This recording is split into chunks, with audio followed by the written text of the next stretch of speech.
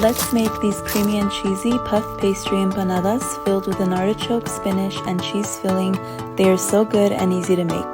To a bowl, I added a variety of cheese. I added some shredded mozzarella, fresh mozzarella, feta cheese, queso fresco, and cream cheese.